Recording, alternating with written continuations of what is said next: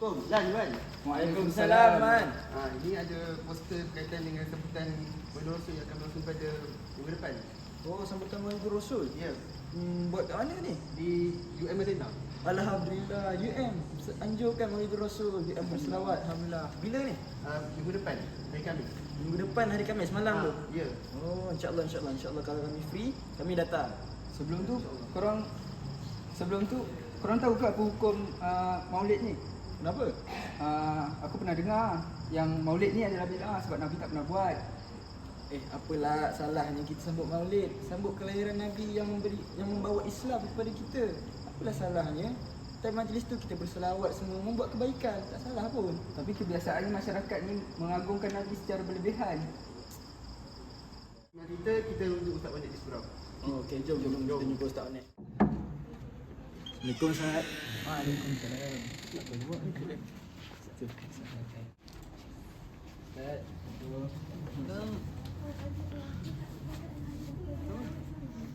Maaf mengganggu Ustaz, macam ni. Tadi sahabat saya ni Aiman ajak kami pergi sertai program Maulid.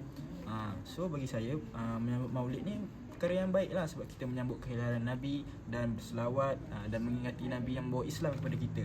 Tapi sahabat saya ni cakap Macam ni Ustaz, saya ada dengar yang Maulid ni hukum dia bid'ah sebab Nabi tak pernah buat. Jadi, apa pandangan Ustaz tentang sambutan Bulan Rasul ini daripada segi perspektif syariah? Macam ni, sambutan Maulid ni memang ada beberapa pandangan. Macam Rasulullah pernah cakap, ada yang boleh. Assalamualaikum warahmatullahi taala wabarakatuh. Isu sambutan perayaan Maulid, merupakan satu isu yang acap kali kita dengari saban tahun, akan sentiasa viral. Jadi adakah boleh untuk kita merayakan Maulid ini? Terdapat dalil-dalil yang telah membolehkan Maulid ini sendiri. Antaranya yang sering kali kita dengari, iaitu la yu'minu ahadukum hatta akuna habba ilai min waladihi wa waladihi wan nasi ajma'in. Yakni Nabi memberi satu gambaran, tidak sempurna iman seseorang tu kalau tidak mencintaiku. Jadi apalah salah untuk kita merayakan Maulid sebagai rasa cinta kita terhadap Rasulullah sallallahu alaihi wasallam. Dan kita yang kedua, kita tahu setiap hari Isnin Nabi akan berpuasa. Jadi kita semua tahu Nabi dilahirkan pada hari Isnin 12 Rabiul Awal.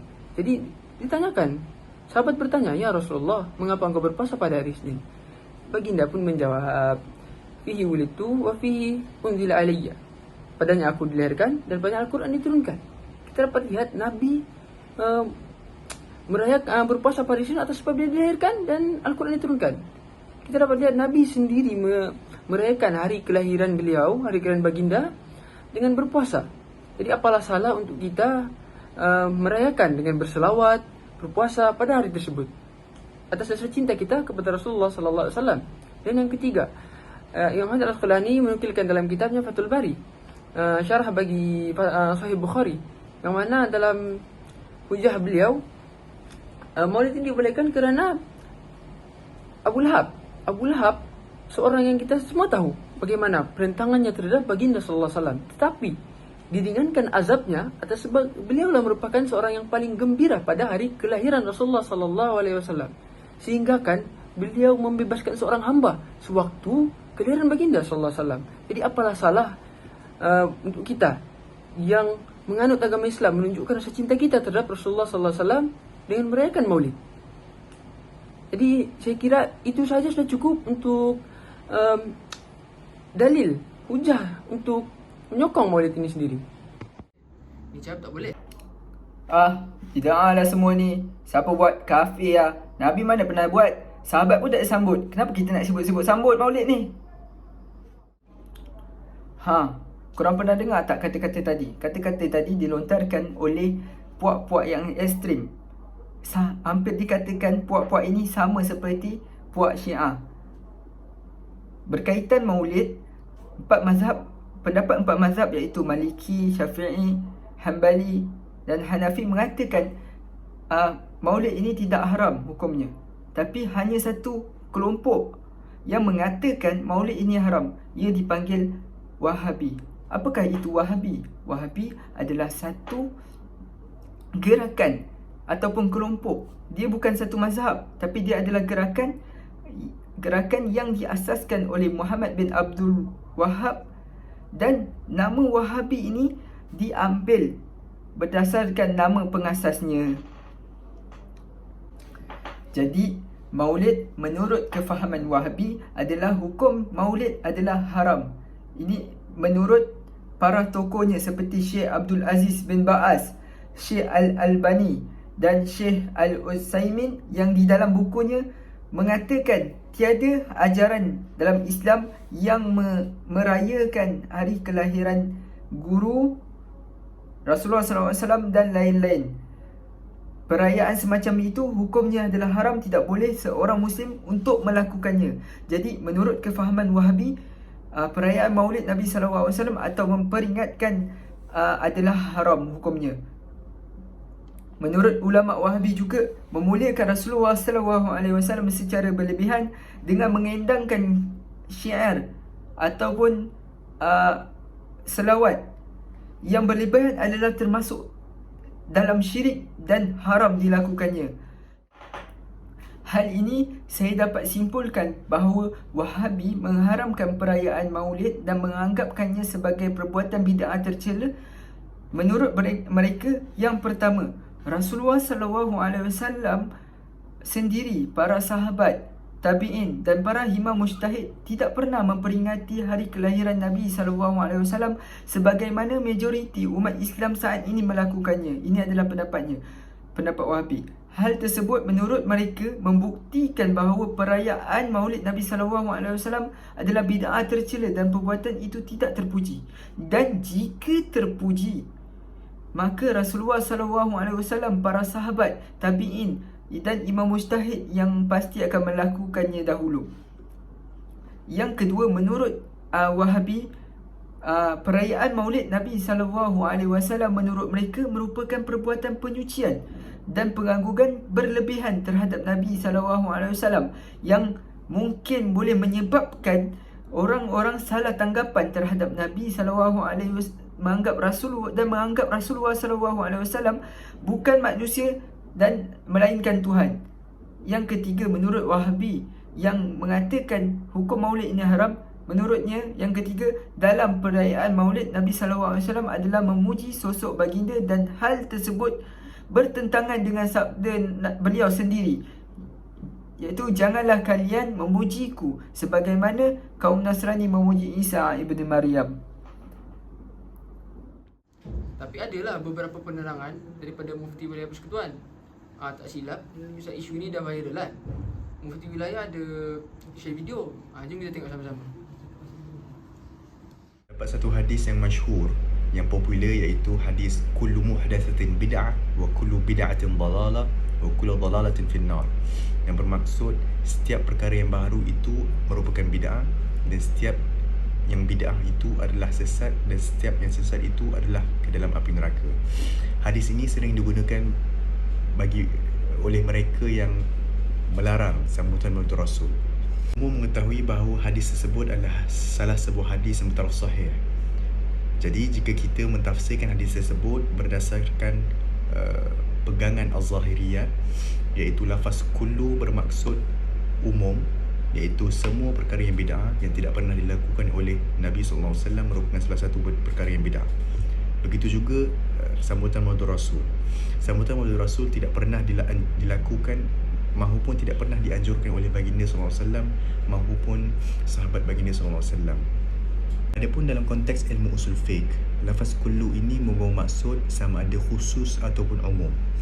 Oleh yang demikian, seorang tokoh dari Mesir, tokoh yang masyhur dari Mesir, iaitu Imam Shihabuddin Al-Qarafi, telah menerbitkan satu kitab yang unggul yang berjudul Al-Aqdu Al-Manzum fil Khusus wal Umum, iaitu salah sebuah karya beliau yang masyhur yang mengumpulkan seberapa banyak yang mungkin lafaz kulli ataupun kullu yang terdapat dalam Al-Quran dan juga Sunnah. Kemudian beliau mengklasifikasikan maksud lafaz kullu atau maksud lafaz yang kulli itu sama ada lafaz tersebut mau maksud khusus ataupun umum. Dapat salah seorang tokoh yang masyhur, iaitu Imam Tajuddin As-Subki, beliau juga telah mengarang sebuah kitab yang berjudul Ahkamul Kull wa ma alaihi tadul, iaitu sebuah judul yang merangkumkan semua kebarangkalian lafaz kullu yang mungkin. Allah Subhanahu wa taala telah berfirman di dalam surah Al-Ahqaf ayat ke-25, تدمر كل شيء بأمر ربها فأصبحوا لا يرى إلا مساكنهم كذلك نجزي القوم المجرمين. Iaitu Allah Subhanahu Wa Taala telah menghantar angin yang bertiup kencang sehingga menghancur leburkan kaum Ad, melainkan rumah-rumah mereka sahaja yang tinggal. Oleh itu, jika kita tafsirkan ataupun kita menginterpretasikan lafaz kullu ini sebagai lafaz yang umum, maka ayat ini tidak relevan kerana Allah Subhanahu Wa Taala menghantar angin tersebut menghancurkan semua benda melainkan rumah-rumah mereka. Oleh yang demikian, lafaz kullu di sini tidaklah membawa maksud umum, bahkan lafaz kullu dalam ayat ini membawa maksud khusus, iaitu kaum Ad. Seterusnya, pada suatu hari Sayyidina Umar Al-Khattab radhiyallahu anhu telah keluar dari rumah beliau pada bulan Ramadan untuk menunaikan solat tarawih di masjid. Sebaik saja beliau tiba di masjid, beliau telah nampak sekelompok masyarakat telah solat secara berjemaah, iaitu solat tarawih secara berjemaah di masjid. Maka beliau telah berkata, ni'mat al-bid'ah hadhihi, sebaik-baik bid'ah adalah ini. Kita semua sedia maklum bahawa Sayyidina Umar Al-Khattab radhiyallahu anhu merupakan salah seorang sahabat yang paling rapat dengan baginda sallallahu alaihi wasallam, dan beliau merupakan salah seorang khulafa ar-rasyidin, dan beliau telah dijanjikan syurga oleh Rasulullah sallallahu alaihi wasallam. Maka jika beliau berdusta dalam percakapan beliau, maka itu tidak relevan. Solat tarawih secara berjemaah tidak pernah sama sekali dilakukan pada zaman Rasulullah sallallahu alaihi wasallam. Namun pada zaman Sayyidina Umar radhiyallahu taala anhu, perkara tersebut telah berlaku. Akan tetapi, sejurus sahaja Sayyidina Umar radhiyallahu taala anhu melihat perkara tersebut, beliau tidak membidas perkara tersebut, walaupun perkara tersebut tidak pernah dilakukan oleh baginda sallallahu alaihi wasallam. Ini menunjukkan bahawa setiap perkara yang tidak dilakukan oleh Rasulullah sallallahu alaihi wasallam tidaklah semestinya bid'ah. Pada zaman moden ini, manusia sering dilanda dengan kesibukan yang melampau sehingga tidak sempat berselawat kepada baginda sallallahu alaihi wasallam, dan menyedihkan lagi, terdapat segelintir masyarakat yang tidak kenal baginda sallallahu alaihi wasallam dan juga tidak pernah kenal sejarah perjuangan baginda sallallahu alaihi wasallam. Bagaimanakah iman boleh dicapai tanpa kenal kepada baginda sallallahu alaihi wasallam? Sedangkan beriman kepada Rasul itu merupakan salah satu rukun iman dan wajib bagi orang Islam. Oleh yang demikian, terdapat satu kaedah fiqhiyah yang menyebut ma la yatimul wajibu illa bihi fahuwa wajib. Setiap perkara yang tidak akan sempurna setiap perkara yang wajib yang tidak akan sempurna tanpanya, maka perkara tersebut adalah wajib. Oleh yang demikian, marilah kita membetulkan ideologi kita dalam memahami konteks hadis kullu muhdatsatin bid'ah wa kullu bid'atin dalalah wa kullu dalalatin finnar, sehingga kita tidak mengkafirkan mereka-mereka yang melakukan amalan-amalan yang baik di sisi agama. Akhir sekali, Allah Subhanahu Wa Taala telah berfirman di dalam Al-Quranul Karim, wa kadzalika ja'alnakum ummatan wasatan litakunu syuhada'a 'alan nas. Oleh demikian, marilah kita memegang konsep wasatiyah dan juga i'tidal bagi mengelakkan kontroversi dalam kalangan masyarakat. Wabillahi taufiq wal hidayah. Wassalamualaikum warahmatullahi wabarakatuh. Wallahu ta'ala a'lam. Alhamdulillah. Macam tu rupanya. Alhamdulillah. Siasat dan penerangan, InsyaAllah apa yang kami dapat tadi kami akan sampaikan. InsyaAllah kami akan perbaiki diri kami lagi di semasa. Siasat